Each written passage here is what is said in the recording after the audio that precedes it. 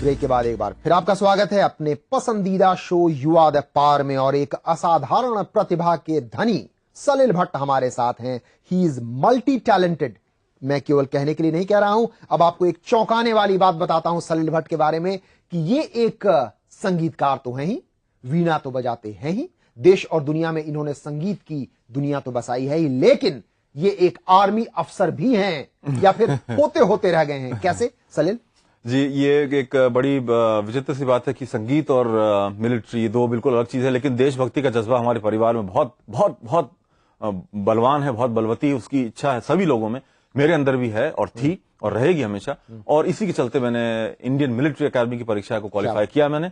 और अगर मैं आज ज्वाइन करता, जिसे मैंने ज्वाइन नहीं किया क्योंकि शायद music was my first call, first love, और मैंने देखा कि हो सकता है मैं म्यूजिक के जरिए में और ज्यादा मेरा होराइजन और ज्यादा बड़ा हो, लेकिन आज भी मैं कहता हूं कि अगर देश को मेरी सेवा की जरूरत है, अगर मुझे लगा कि आज का जो माहौल मैं देखता हूं तो मैं अपने आप को फिट इतना मैंने रखा है और मैं आगे जाके कमांडो ट्रेनिंग लेके मैं उन आर्मी के जवानों के साथ कंधे से कंधा मिला के देश की रक्षा के लिए भी आगे आ सकता हूं। मतलब युवाओं के लिए क्या जबरदस्त संदेश है कि एक युवा के अंदर इतना जोश और जुनून है कि आज का जो खराब सा माहौल नजर आ रहा है, कभी कभी आतंकवाद का काला चेहरा नजर आता है, तो ऐसे युवा भी हैं जो संगीतकार हैं लेकिन फिर भी आर्मी के सेवा करने के लिए एक मिलिट्री एकेडमी में क्वालिफाई भी कर चुके हैं जी। तो वापस लौटते हैं आपके संगीत के ऊपर, क्योंकि युवा काफी जोश से भर चुके होंगे। अब जरा संगीत की स्वर लहरी बिखेरी जाए।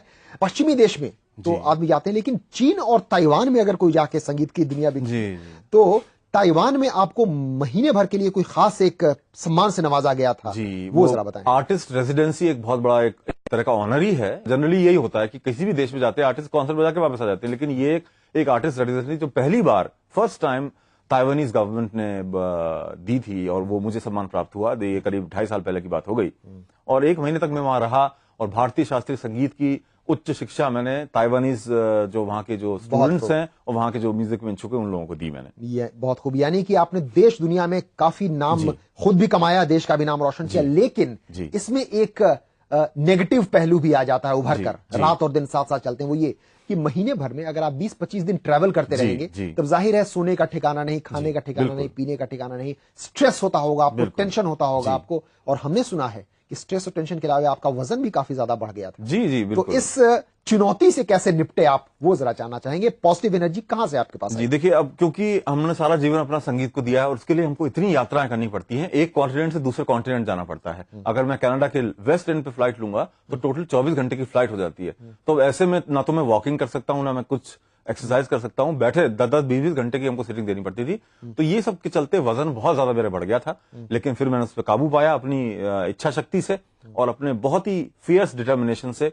और पिछले 4 से 5 महीनों में मैंने 30 kgs का वेट रिडक्शन किया। 1 मिनट, क्या मैंने सही सुना है? जी, आपने सही सुना जी। सलिल भट्ट ने पिछले 4 महीने में अपना वजन 30 किलो कम किया है। युवाओं के अंदर इच्छा शक्ति हो तो क्या नहीं कर सकते जी। कैसे कर पाए आप? और जी ये पूरा स्ट्रिक्ट रेजिम मैंने फॉलो किया। जो उठने का समय है उससे मैंने ऑल्टर किया, बहुत समय पे उठा, क्योंकि अब नेचुरली कॉन्सर्ट के टाइम पे जाना आना और कॉन्सर्ट बहुत देर रात होते थे, 2-2, 3-3 बजे सोना होता है और सुबह बहुत देर से उठना था। उसको सब मैंने चेंज किया, सब ऑल्टर किया। 12 से 15 किलोमीटर में वॉक और जॉग करता हूँ। जो हमारे आर्मी के जवान है उनके साथ मिलकर मैं 15 किलोमीटर तक मैं भाग सकता हूँ। इतनी मैंने अपनी कैपेसिटी और स्टैमिना करी। बहुत खूब है। तो एक वीणा वादक, एक डिटर्मिनेशन वाला व्यक्ति, जुझारू व्यक्ति भी है। अब आगे क्या कुछ आपने सपने संजोए हुए हैं खुद के लिए, सलिल भट्ट के लिए? मेरे लिए सपना वो है जो मुझे सोने न दे। क्या बात है? जो मुझे जागते मेरे दिमाग मन मस्तिष्क में जो इतना ज्यादा पावरफुल हो जाए और जो मुझे सोने न दे, वो उसे मैं सपना मानता हूं और मैं खुली आंख से मैं इमेजिन करता हूं और फिर उसे मूर्त रूप देने के लिए मैं उसके पीछे जैसे कई सारे ऐसे फैक्टर्स जैसे मैंने अपनी पर्सनल हेल्थ के बारे में आपको बताया, कि मेरी फिटनेस के बारे में बताया, जो बहुत मेरे लाइफस्टाइल की वजह से, मेरे संगीत में समर्पण की वजह से जो निगलेक्ट हो गई थी, जो आपने पाया उसको आप बरकरार रखें और जो पाया उसको बरकरार रखना है। और साथ ही में मुझे कभी अपने कोई अचीवमेंट्स या वो उनके मैं कभी देखता नहीं हूं। जो अचीवमेंट्स हो गए वो हो गए, उससे लेके we don't carry the burden on our shoulders कि ये कर लिया या ये कर लिया, यहां पहुंच गए, क्योंकि हम हमेशा आगे की तरफ देखते हैं सदैव। हमारी पूरी शुभकामनाएं, आप हमेशा आगे की तरफ ही देखते रहिए, खूब तरक्की कीजिए। लेकिन एक हमारी भी परंपरा है यहाँ पर कि हम एक रैपिड फायर राउंड खेलते हैं। फटाफट कुछ सवाल आपके सामने पेश होंगे जो आपके व्यक्तित्व के परिचय। तैयार? बिल्कुल तैयार। इजाजत, शुरू करें? Definitely. Music, my life. Life, is my music. Success, सफलता, It always depends from person to person. What you want and what you don't want. Pain, दर्द, जिंदगी में एक बहुत जरूरी फैक्टर है। दर्द से ही आपको बाकी जिंदगी जी। की प्रेरणा मिलती है। डर, fear, I don't know any fear. Wonderful. युवाओं के लिए एक और जबरदस्त प्रेरणा, डोंट नो एनी फियर। जब आपको गुस्सा आता है तो आप क्या करते हैं? ये एक मेरी एक समस्या रही है, क्योंकि हमेशा से जो सही और एक सच्ची राह पे जो चलने वाला व्यक्ति है उसके साथ हमेशा ये समस्या रहती है। तो जब मुझे गुस्सा आता है, जब मैं कोशिश करता हूँ कि अपने आप को संगीत की तरफ ले जाऊं और वो जो भी एनर्जी जो निकल रही है उसे पॉजिटिव एनर्जी में कन्वर्ट करके म्यूजिक से फिर कुछ नया पैदा कर दूं, तो अपने आप में वो गुस्से का भी मैं उपयोग कर सकूं। गुस्सा को आप चैनलाइज कर देते हैं। चैनलाइज कर देते हैं पॉजिटिव डायरेक्शन। एक सवाल, अगर आपको टाइम मशीन में जी दिया जाए, जी। आपके लिए उपलब्ध करा दिया जाए, तो आप किधर जाना चाहेंगे, फ्यूचर में या पास्ट में, और क्यों? मैं दोनों जगह जाना चाहूंगा। एक चांस मुझे मिलेगा तो मैं जाके पास में महाराणा प्रताप से मिलना चाहूंगा, जो हमारे सबसे वीर जो राजपूत राजा थे। महाराणा प्रताप जिन्होंने अकबर से लोहा लिया था, जी, जी। चेतक घोड़े पर जी बैठकर। बिल्कुल, जी बिल्कुल। बहुत खूब। और टैलेंट गॉड गिफ्टेड है या फिर इंसान खुद उसे तराशता है? जी दोनों ही बातें हैं। भगवान देता है, आप उसे पहचान नहीं पाते, या अगर आप पहचान लेंगे तो फिर आपके ऊपर प्रतिभा को पहचानना है जरूरी है, लेकिन उसे तराशना भी उसे तराशना भी उतना ही जरूरी है। माशाल्लाह, आप एक सफल व्यक्ति हैं, संगीतकार हैं। सफलता का मंत्र क्या है जिंदगी में आपकी? अपने काम के प्रति समर्पित रहेंगे और उसी को एक बहुत ही एकाग्रता से करते रहेंगे, सफलता अपने आप हमारे पास आएगी। बनिस्पत इसके कि हम सफलता के पीछे भागें या सफलता को ढूंढते फिरें, तो वो ऐसे नहीं होगा। सफलता खुद आएगी जी हमारे पास, अगर जी हमें कुव्वत है, जी काबिलियत है, जी डिटर्मिनेशन जी। है। अब चलते चलते कुछ युवाओं को संदेश, ऐसे जी। पूरी बातचीत ही प्रेरणादायक रही है, जी। लेकिन आप कोई खास संदेश देना चाहेंगे?